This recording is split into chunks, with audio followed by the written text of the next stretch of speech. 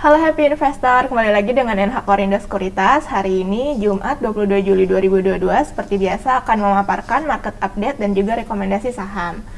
Oke, kita lihat untuk bursa Wall Street dulu. Jadi kemarin itu bursa Wall Street menguat didorong oleh kenaikan growth stock yang berkapitalisasi besar.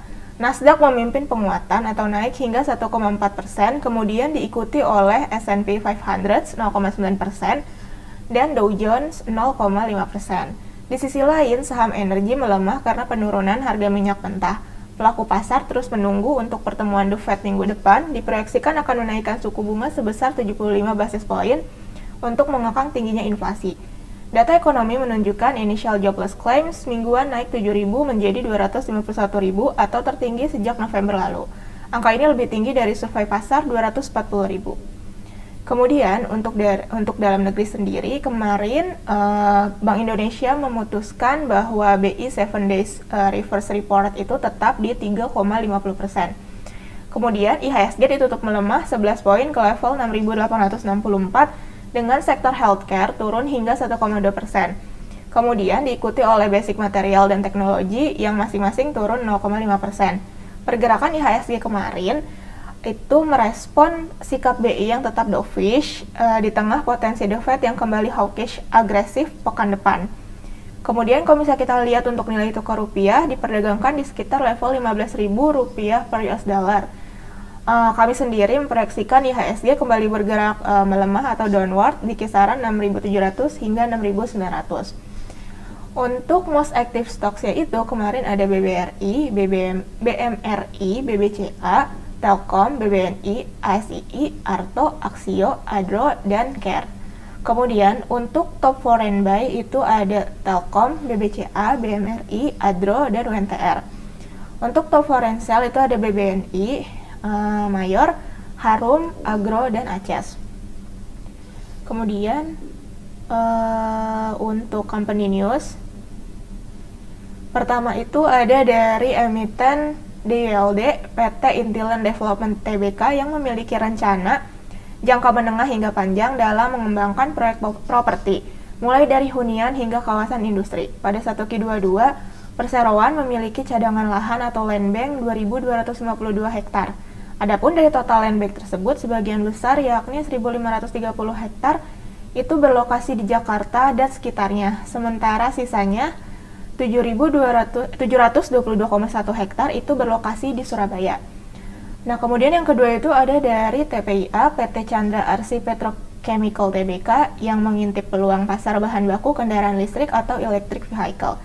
Saat ini, TPIA mampu memproduksi 190.000 ton polipropilen blok copolymer per tahunnya dengan volume penjualan per tahunan itu sebesar 51.000 ton per tahun. Dengan kapasitas produksi existing, TPIA telah menjadi pemasok bagi beberapa pabrikan diantaranya Toyota, Honda, dan Daihatsu. Kemudian yang ketiga itu ada dari BBRI, di mana PT Bank Rakyat Indonesia mencaplok 9 juta saham Dana Reksa Investment Management senilai 360 miliar rupiah.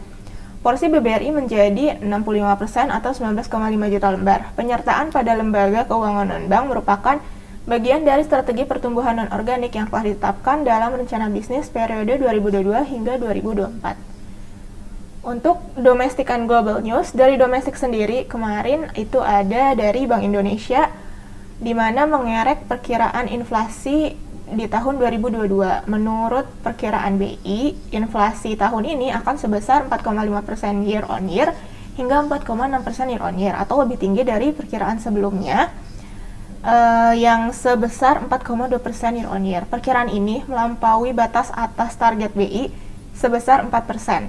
Kemudian BI juga menyatakan tekanan inflasi pada tahun ini memang bersumber dari sisi penawaran, yaitu dari sisi harga pangan dan harga energi yang tidak disubsidi oleh pemerintah.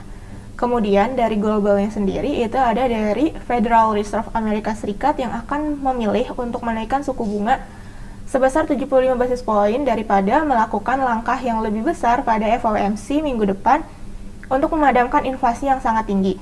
Karena kemungkinan resesi selama tahun depan naik menjadi 40%, menurut jajak pendapat ekonom Reuters, inflasi mencapai 9,1% pada bulan Juni Rekor tertinggi dalam 4 dekade memicu ekspektasi bahwa The Fed yang baru saja meningkatkan kenaikan 50 menjadi 75 basis poin pada pertemuan terakhir akan bertindak lebih tegas dan melakukan kenaikan 100 basis poin.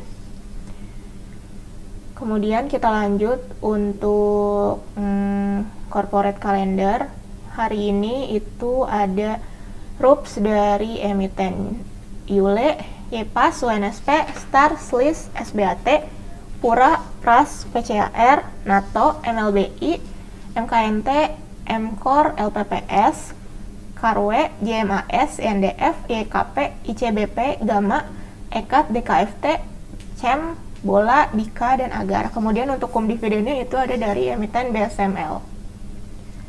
Untuk daily technicalnya, hari ini kita merekomendasikan pada kisaran 6.700 sampai 6.900 atau downward. Indikasinya itu candle ditutup melemah, indikatornya masih di histogram positif, volume lebih rendah.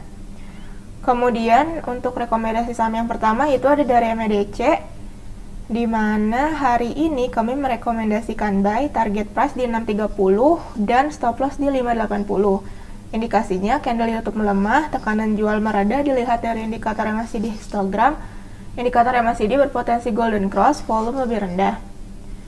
Kemudian yang kedua itu ada dari MNCN, kami merekomendasikan buy, target price di 960 dan stop loss di 920. Indikasinya candle ditutup melemah, tekanan jual mulai reda ditunjukkan oleh indikator yang masih di histogram, indikator yang masih di berpotensi golden cross, serta volume lebih rendah.